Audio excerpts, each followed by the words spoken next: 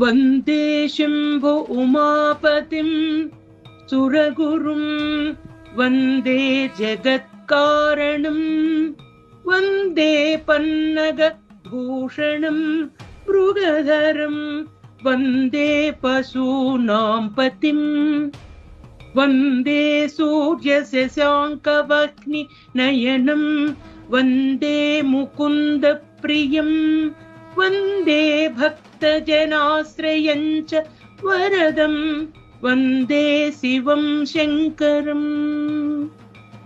భగవద్భక్తులారా, కార్తీక మాస విశేషమైనటువంటి పర్వదినాల శుభ సందర్భంలో మనమంతా ఈరోజు శివస్వరూపం అనేటువంటి విశేషమైనటువంటి అంశాన్ని తెలుసుకుందాం.